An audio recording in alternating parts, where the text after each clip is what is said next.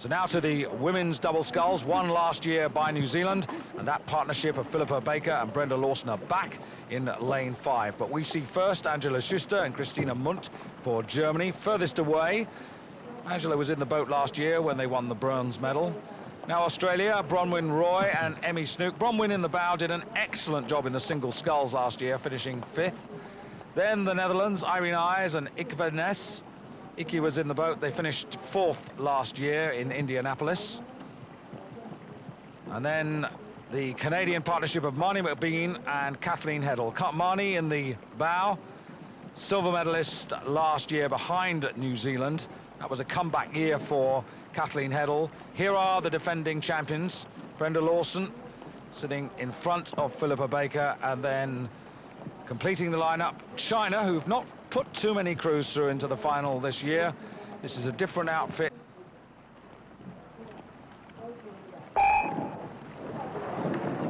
And it really has done the trick this year, this starting system. Yeah, no false starts at all. Everybody getting off very cleanly. And that's Canada. Long, getting straight into a rhythm very, very quickly. Everybody else sprinting, the Chinese moving very fast, closest to us. And Canada and New Zealand almost the slowest away.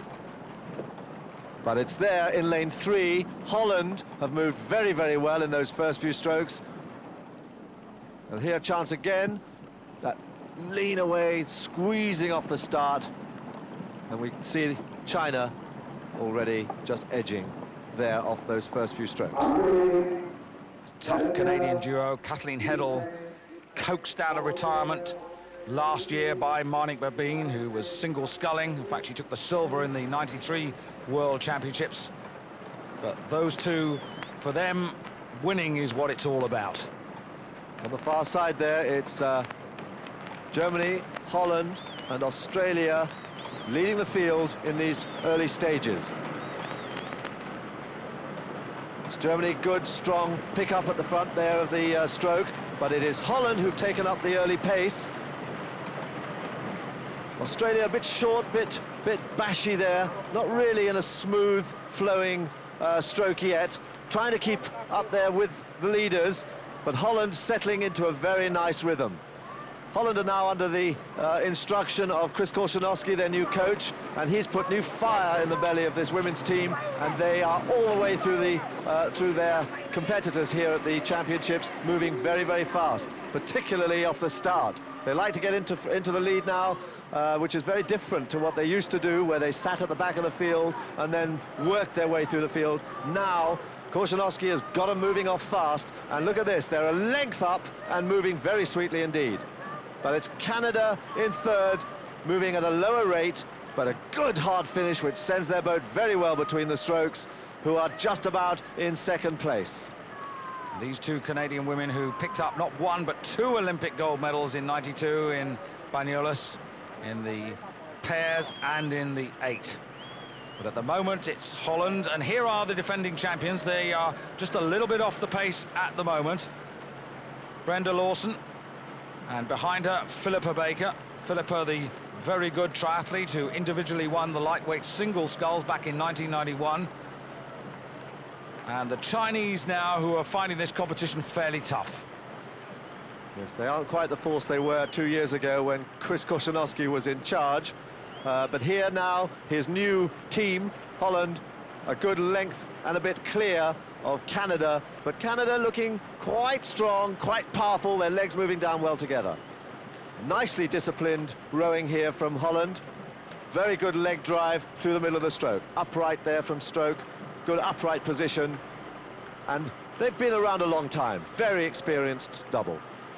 Indeed, in their own right, but the partnership this year slightly different. Iki, as I mentioned earlier, she was in this boat with Justine de Groot. This year it's Irene Ayers who's got the bow seat. Now, they've stopped moving away now. Canada have made a little bit of an impression on them, and they've held them to that length.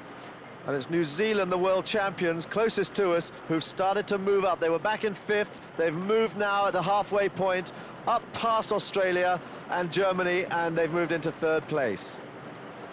But here, very calm, very experienced, good strong leg drive, good backs opening up against those legs, and they're sitting a length down on Holland. Kathleen silently going about her work whilst Marnie chats out the orders from the bow. It's the way the partnership has always worked, but it's a pretty effective one, although they've still got a length to make up. New Zealand in third, and then Australia and Germany pretty well together on the far side. Well, New Zealand on the near side really being a threat here to Canada. They're moving very, very well. Experienced double, and they're going to make their challenge now. They know they've got to make it. They probably won't be able to catch the leaders now, who are very clearly in front, but they've got Canada in their sights. And Brenda Lawson beginning to raise the pressure. Quick look across, make sure that they're there, and it's only half a length now to Canada for New Zealand. Big, big push as they come into the last 600 or 700 meters, but Holland really moving sweetly, well clear, and they look like they could well produce a medal, a gold medal here for Korchnowski in his first year with Holland. The New Zealanders, they were the partnership that denied Canada. It was Canada who took the silver last year. Germany got the bronze. At the moment, the Germans not looking like medal contenders at the moment. Still, the Dutch lead ahead of Canada as we go into the last quarter of the race. A slight overlap there by the Canadian boat over the Dutch boat, but still a lot of work to do. And now the pressure is really on, and we're moving up into the high gears. Really, all three crews now really chasing that gold medal. Holland look like the winners. A length, just less now than a length ahead of Canada. Canada beginning to raise the pressure. Kathleen Heddle beginning to wind it up. Marnie going with her.